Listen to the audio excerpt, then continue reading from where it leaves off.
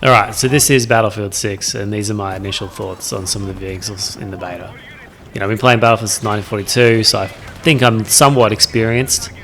And I will say straight up, I think the aim controls in these vehicles aren't right. I don't like how the sensitivity changes between camera modes. Feels like I'm gimping myself every time I'm going first person.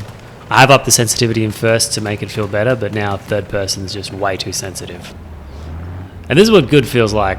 You know, out of the box, Battlefield 2 just felt right. No such thing as third person, but obviously very scuffed because it's super old now. And general note, don't optimize too hard or your helicopters will look like that. Alright, pulling up to Point Chat on Liberation Peak where the fighting happens. A guided missile straight into that thing. Easy work. General note, make sure you clear the point before you get too comfortable.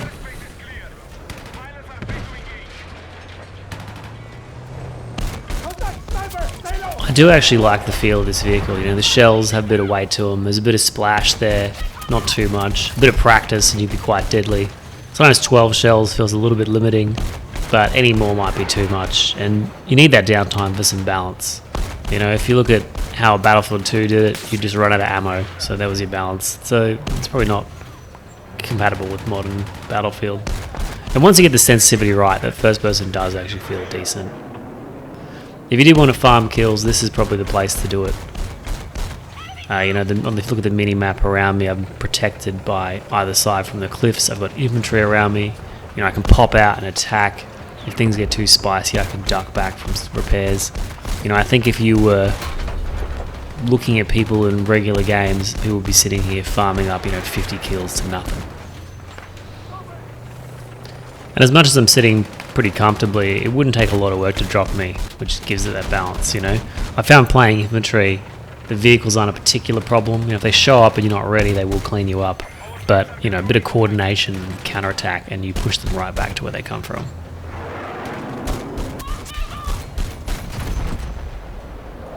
Though that is why I find ground vehicles to be a little bit boring sometimes, because you do end up just sitting in one particular spot or in a few spots just back and forth farming. You know, if you push out too much, you drop.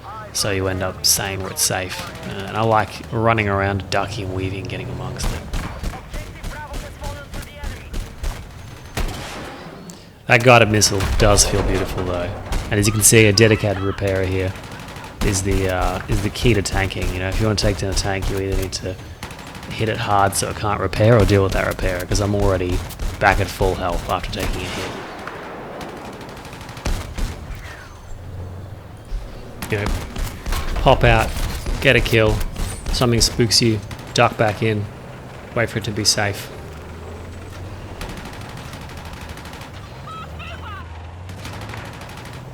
Now this is a matchup that I should not win, which is the MBT. You know, if you find yourself fighting one of these as an IFE, you need to max damage immediately. So guided missile right away, swap to shells and spam them while it's reloading, and the second it's ready, swap back to that guided missile, and you just keep rinsing and repeating.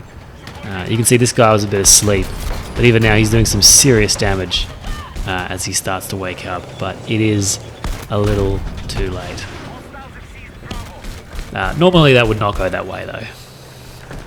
With vehicles there are always bigger fish, and in this case the helicopter has finally awoken to what I'm doing, and in a single hit I'm nearly cooked, you know, so that one hit took off 80%, so I'm just backing up. I don't like my chances of getting repaired to full, so I'm sort of retreating here, but not enough.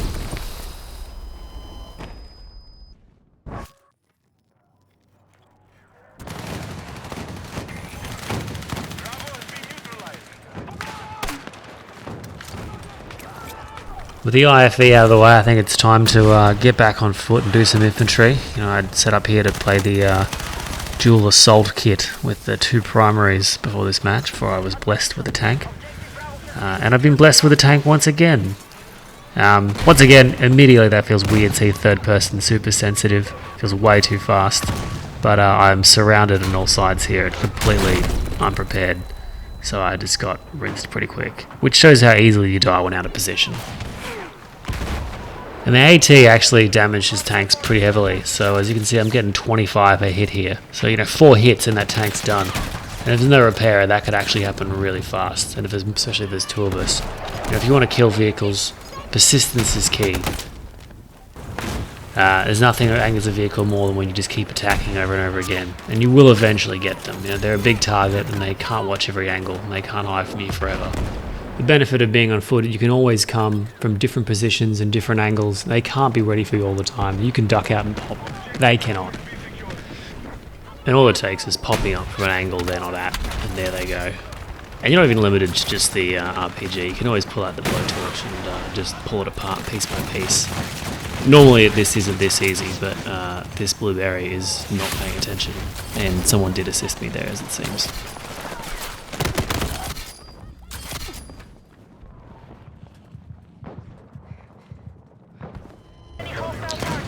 I really don't love these live vehicles though.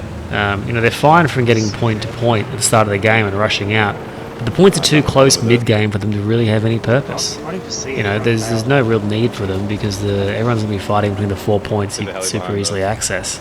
They're great for rushing to the point, getting that first blood, but after that, they really don't serve much purpose, so you're doing yourself a disservice by even being in them. They're way too vulnerable. They got no armor, no cover anytime. A big slow-moving gun barely does more damage than an AR.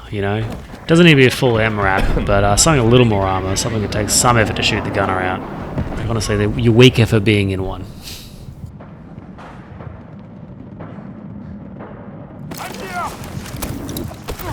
As for vehicles, I still do not like. The jet makes it. It feels like I'm flying a brick here. Just these slow, blocky movements. I haven't used a mouse to fly since 1942, and it is a shame that joystick support is so far.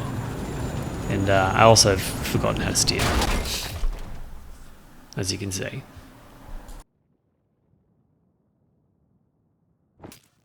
After that brick experience, I had to go back to Battlefield 2 just to work out if I was ever actually good or I was having a senior moment.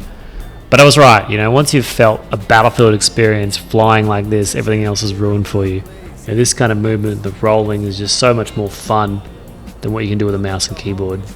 Unfortunately, the best we've seen for a while in Battlefields is poorly pointed joystick controls in a mode that's really made for keyboard or controller flying. Even though it technically works, you couldn't call it joystick support. That said, I think Battlefield is far more casually optimized these days. I don't think most players are interested in having it a joystick to really be competitive. And the physics in the game doesn't seem really built for it either. It's built for those slow, blocky, click-aim jets rather than sharp turning, ducking and weaving, which is a real shame. Anyway, that's my thoughts on Battlefield 6 vehicles. Overall, I think they're pretty balanced. I think jets are really strong, but they don't really move the dial unless they're coordinated really well. Armor's really strong when it's positioned strategically, but if it comes out of position, you just drop it real quick.